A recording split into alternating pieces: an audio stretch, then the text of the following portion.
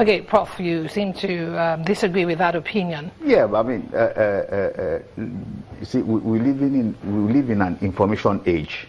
Nigeria cannot be an island on herself. It is a tradition in all international organizations, in all countries. It's a tradition.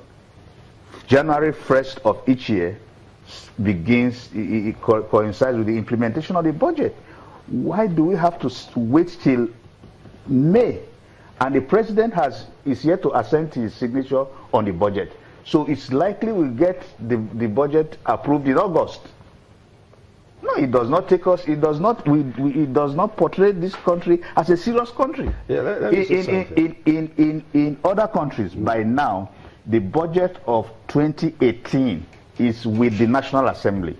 Well, let's get it right. The point is this: even when we're looking at that, I don't believe it will take us till August before this budget is being signed. I want to look at it like it won't be up to that. I mean, how do you know? There's a 30-day window. Yes. For executive assent. But if if you look at it from in the past months, you've been able to see how the legislative side of the government and the executive side of the government have been moving and closer and discussing this issue. They wouldn't want to see this government just being embarrassed that way. I think they're working closely. I just want to feel that it will not take that long. And for the fact that Mr. President is not in the country, we all know, and we all pray for him that, look, the president will come back here and heard it.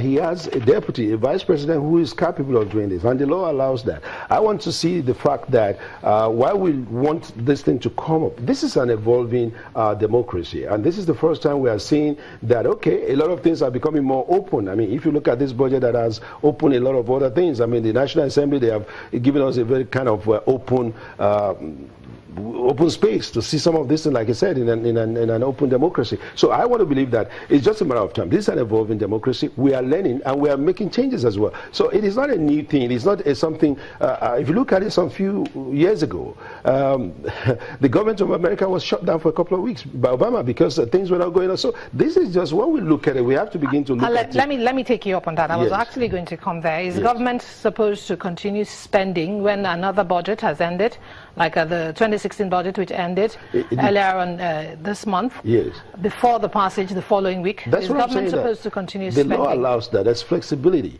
A certain percentage of 2016 can still be spent, and while you are looking up to this, you see, we have to begin to look at something. We cannot just say that the people, the senators and the reps, they are looking at it, and the more creative they can be to make sure that things work. We have to define our own democracy as well, and we have to begin to look at it. What is it? I can understand the fact that we want to be part of the global community, but we are defining our own democracy to suit our own purpose. But let me point it this way: we shouldn't say, okay, defining it, how do we define it? But we have to allow certain things to evolve and to grow until when we are matured and we can begin to say, okay, yes, the maturity has come in, but for now, I think we're just evolving.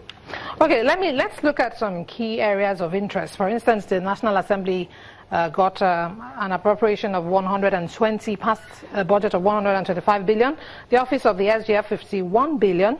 And then there's some other specific areas like health, which got for capital expenditure, got 55.6 billion as against 252, and education got 56.7 billion. Do you see this budget, Prof, to be the budget of the common man? Is this budget favorable for the common man? How do you define the common man?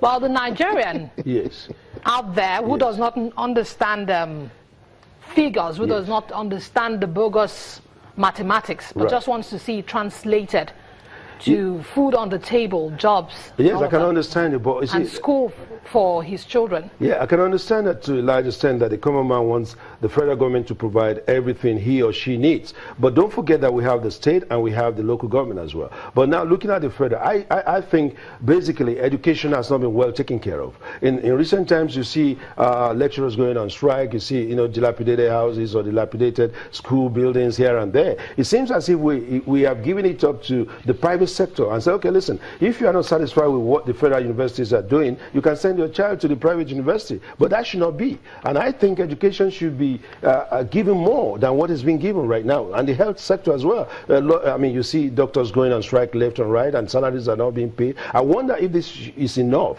For all this, while you see me at the Ministry of Water Resources being given more, and you see a couple of other things happening. And if you look at it, another thing you have to look at the Foreign Affairs Ministry, the 10 billion or something like that, and you now discover what is 10 billion naira, because most of these people are suffering outside there. You know, I have families who have been in the service before, and I know that sometimes you see the electricity is being cut off. You see that their phone lines are not working properly. So we have to begin to define certain things. What is our foreign policy?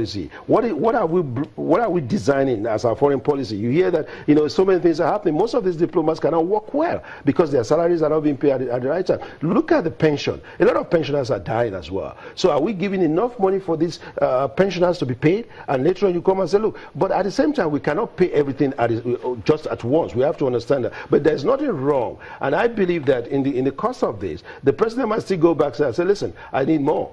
So we have to wait. I mean, naturally you have all this, which is what it's been appropriated. This money might not even be there to be given out immediately. Don't forget that. Let's hear from Prof. Prof. Well, thank you very much. You see, a country must define the direction that country is going to take vis-a-vis her resources. Second point is that that country must have a vision, especially in 21st century. A century that is being governed by digital economy and knowledge industry. That should be the core of any government in 21st century. What I'm saying is this, and it's very important. Your budget must revolve around a mission for the nation. If it is not revolving around a mission for the nation, that country will not make progress. Let me come down to specific examples. Okay, Prof. Yes. I beg your pardon. I have to cut you there. We'll start up with the mission for the country. When we come back after this timeout, what does the budget 2017 mean for national development and economic growth? Stay with us.